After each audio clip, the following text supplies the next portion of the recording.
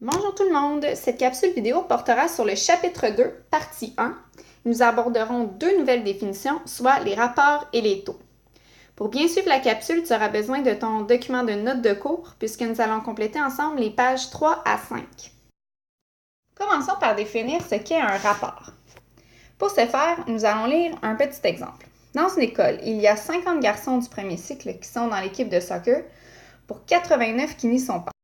Dans cet exemple, tu peux déjà remarquer qu'on compare un certain nombre de garçons à un certain nombre de garçons. On peut donc dire qu'on compare des éléments de même nature, exprimés dans les mêmes unités. Ici, les unités, ce sont les garçons. Et qui fait intervenir la notion de fraction. Pourquoi la notion de fraction? Eh bien, c'est parce que nous pourrions réécrire l'exemple précédent comme suit. Il y a 50 garçons faisant partie de l'équipe de soccer pour 89 garçons n'en faisant pas partie. Nous pourrions également voir cette situation de deux autres manières différentes. Nous pourrions voir qu'il y a 50 garçons faisant partie de l'équipe de soccer pour un total de 139 garçons. De même, nous aurions pu dire qu'il y a 89 garçons ne faisant pas partie de l'équipe de soccer pour un total de 139 garçons. Alors, comme tu peux le voir, la notion de fraction est très présente dans ce petit exemple. Alors, lorsqu'on compare des éléments de même nature, exprimés dans les mêmes unités et qui fait intervenir la notion de fraction, nous dirons qu'on parle de rapport. Donc, tu peux indiquer qu'ici, nous avons la définition d'un rapport.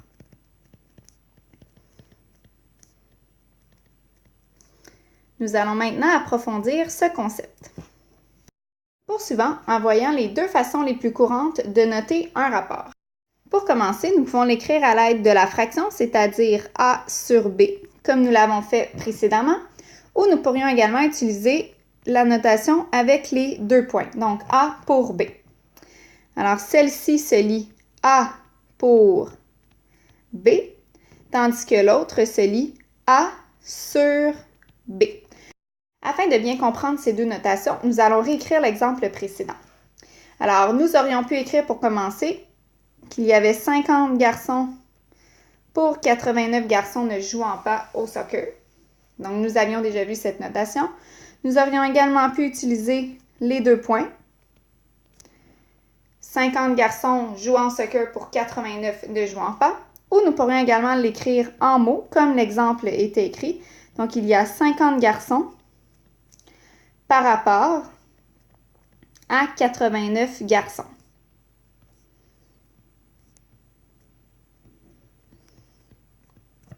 J'attire maintenant ton attention sur la petite note.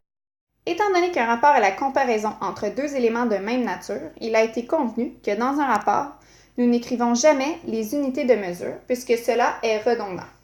À la page 4, nous allons continuer d'approfondir la notion de rapport en réécrivant les 4 rapports sous la forme d'une fraction.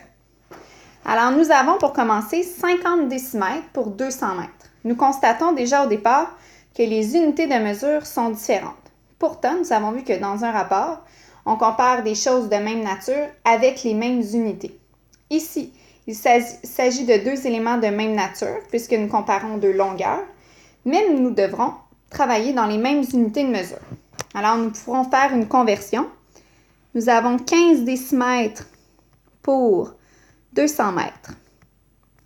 Donc, nous pourrions réécrire que nous avons 1,5 mètres pour 200 mètres.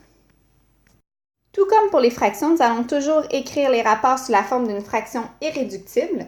Et comme vous le savez, dans une fraction, il ne peut y avoir de nombre décimal. Alors, 1,5 mètres pour 200 mètres se réécrira 3 sur 400.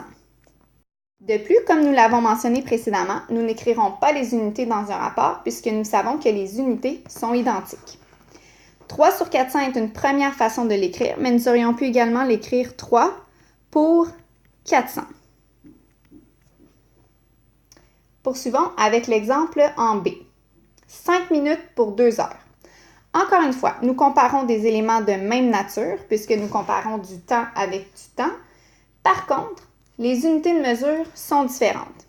Nous allons donc commencer par convertir tout en minutes ou tout en heures. Nous allons y aller en minutes. Donc, 5 minutes pour 2 heures, c'est équivalent à 5 minutes pour 120 minutes.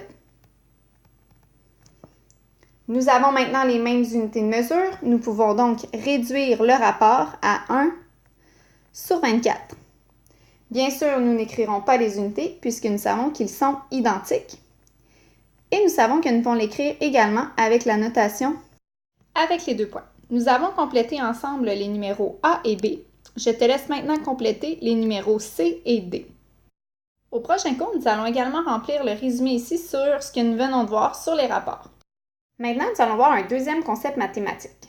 Pour ce faire, nous allons également commencer avec un exemple. Maria travaille dans un restaurant. Elle obtient 105 $ de pourboire pour 5 jours de travail. Dans cet exemple, on compare un certain nombre de dollars à un certain nombre de jours de travail. Ici, nous constatons que nous comparons des éléments de nature différente puisque nous comparons de l'argent avec un certain nombre de jours. C'est-à-dire qu'en plus, ce sont des unités différentes. Donc, ayant des unités différentes,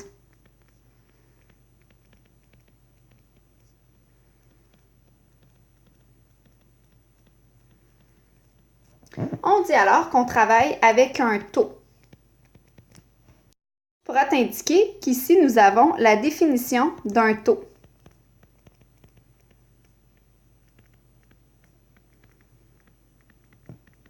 Nous allons évidemment approfondir ce concept. Pour commencer, j'attire ton attention sur le fait que la notion de taux fait également intervenir la notion de fraction, puisque nous pourrons écrire l'exemple comme suit. 105 $ pour 5 jours. Ceci n'est qu'une façon de réécrire un taux, puisque nous allons voir 3 manières différentes. La première est évidemment la fraction, 105 $ pour 5 jours. Nous pourrions également écrire cette même fraction à l'aide de la barre oblique, c'est-à-dire 105 $ pour 5 jours. Et finalement, nous pourrions l'écrire en mots, 105 $ pour 5 jours. Évidemment, nous allons prioriser les 2 premières façons puisque ce sont des façons mathématiques d'écrire le taux. Tout comme nous l'avons fait avec le rapport, nous allons faire quelques exemples pour réécrire les taux. Nous allons faire le A et B ensemble. A. Parcourir une distance de 300 km en 2,5 heures. Donc, nous savons bel et bien qu'il s'agit d'un taux puisque nous comparons une certaine distance à un certain nombre d'heures. Donc, ce sont des éléments de nature différente. Je peux réécrire ceci en fractions, c'est-à-dire 300 km pour 2,5 heures. Ou je pourrais utiliser la barre oblique.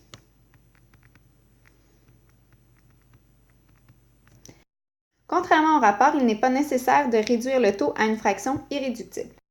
Je poursuis maintenant avec le B. Audrey est payée 136 $ pour 8 heures. Encore une fois, nous constatons que nous comparons 2 éléments de nature différente, puisque nous comparons de l'argent avec un certain nombre d'heures de travail. Alors, nous pouvons utiliser la notation en fraction pour réécrire ce taux, 136 $ pour 8 heures. Ou bien, à l'aide de la barre oblique, 136 $ pour 8 heures. Je te laisse maintenant compléter les exemples C et D et nous les corrigerons ensemble au prochain cours. Finalement, pour résumer la notion de taux, nous allons lire la remarque. Nous savons qu'un taux est toujours composé de 2 nombres ayant des unités de mesure différentes.